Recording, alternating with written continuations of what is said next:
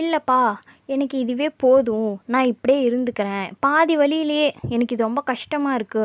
எனக்கு இப்ப இருக்க எல்லாமே என்னை விட்டு போயிடுச்சு. ஃப்ரெண்ட்ஷிப் போயிடுச்சு. அப்புறம் என்னோட ஃபேமிலி மெம்பர்ஸ் எல்லாம் என்கிட்ட சரியா பேச மாட்டேங்கிறாங்க. இந்த ப்ராசஸ்ல இருக்கும்போது இதெல்லாம் நடக்கும். பட் இதெல்லாம் நீங்க வந்து தாங்கி வருவீங்களா? தாண்டி வருவீங்களா? அப்படின்றத பார்த்துக்கணும். ஏன்னா, இல்ல எனக்கு வந்து இந்த கம்ஃபர்டபுளா என்னை எவ்வளோதான் மோசமா ட்ரீட் பண்ணாலும் சரி, எனக்கு சரியா ரெஸ்பெக்ட் பண்ணலனாலும் சரி, நீங்க ஆசைப்படுறதெல்லாம் என்ன? என்ன செம்மையா ரெஸ்பெக்ட்டா இருக்கணும். ரெஸ்பெக்ட்டோட என்னை ட்ரீட் பண்ணணும். என்னை வந்து ரொம்பவே வந்து கைண்டாக பேசணும். இதெல்லாம் நினைப்பீங்க. ஆனால் கரண்ட் ரியாலிட்டியில் இருக்க இந்த பீப்புள் வந்து எப்படி உங்களை ட்ரீட் பண்ணுறாங்கன்னு பார்த்துக்கோங்க. எப்படி உங்களை நடத்துகிறாங்க, உங்களை எப்படி ரிசீவ் பண்ணுறாங்க எல்லாமே. ஸோ இது எல்லாமே எனர்ஜின்றனால உங்கள் எனர்ஜி ஷிஃப்ட் ஆகும்போது அவங்க எனர்ஜியும் ஷிஃப்ட் ஆகும். எய்தர் தே சேஞ்ச் டு அவங்களுடைய எனர்ஜி வந்து சேஞ்ச் ஆகலாம் உங்களுக்கு தகுந்த மாதிரி. பிகாஸ் எல்லாரோட எனர்ஜிஸுமே இங்கே வந்து கனெக்டட் தான்.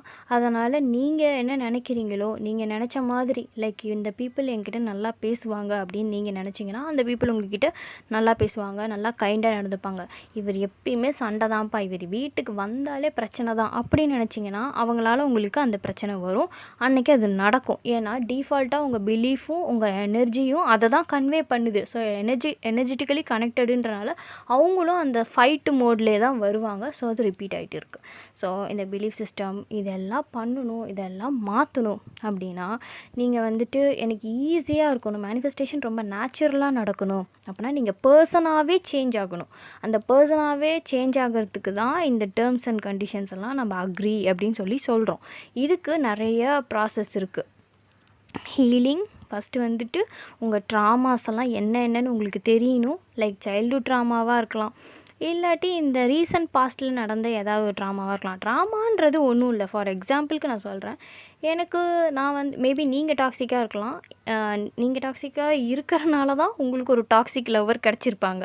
என் லவ்வர் ரொம்ப டாக்ஸிக்கு அப்படின்னு சொன்னால் கண்டிப்பாக நீங்கள் தான் அந்த லவ்வரையே அட்ராக்ட் பண்ணியிருப்பீங்க. ஏன்னா உங்ககிட்ட இருக்க அந்த அன்ஹீல்டு பார்ட் இருக்கு இல்லையா, சின்ன வயசுலேருந்தே உங்களுக்கு வந்து ரெக்கக்னேஷன் கிடச்சிருக்காது. உங்களை யாருமே லவ் பண்ணியிருக்க மாட்டாங்க, கைண்டாக உங்ககிட்ட இருந்திருக்க மாட்டாங்க.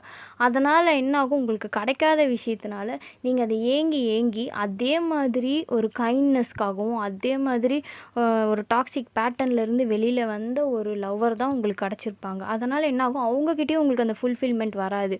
கொஞ்சம் இனிஷியல் ஸ்டேஜில் நல்லாயிருக்கும் இந்த பட்டர்ஃப்ளை இதெல்லாம். அதுக்கப்புறம் போக போக என்ன ஆகும், அந்த ஃபைட்டு ஸ்டார்ட் ஆகிடும்.